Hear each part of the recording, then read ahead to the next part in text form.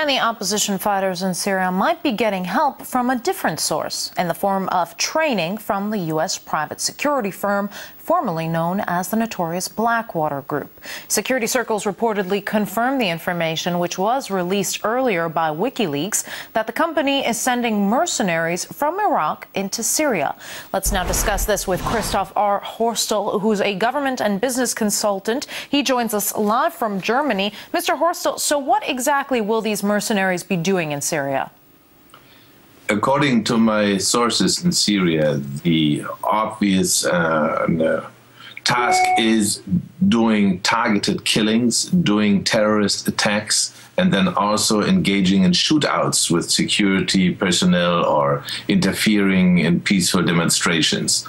So we have all kinds of activities as in the past, but this time it seems, as they say, that this is XE services furnishing the mercenaries themselves. Now, if all the speculation is true, what is the U.S. government's role in all of this?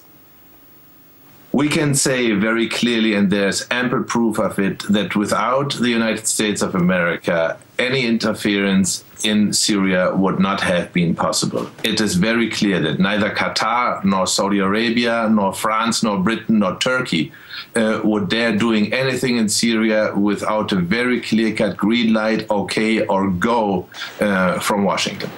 Now, Kofi Annan's peace plan implies that all sides must lay down arms, yet we have these reports of possible combat training for opposition fighters. Doesn't this really contradict the UN-brokered peace efforts? Yes, in fact, it annihilates all these peace efforts. We have a clear-cut double situation. One situation is that honest Syrians feel oppressed by the Assad government and then take up arms from themselves. That's one story. And for them only, any UN-brokered peace plan and any Kofi Annan planning may be applying. But for the others, like mercenaries of XE services or of anybody, or paid as in the last, enemies conference of Syria in Istanbul, they said we are going to pay them. Well, we know this was a joke. They have been paying these mercenaries all the time. So for those people, of course, there's the right to self-defense of the Syrian government in support of the peace for the Syrian people.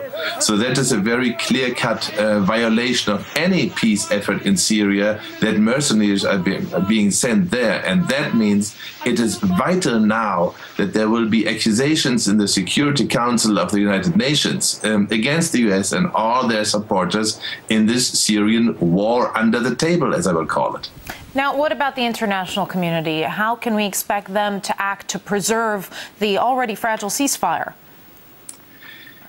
Now, in fact, the international community has the duty, according to all international right and the UN Charter, to defend the sovereignty and the peace of Syria.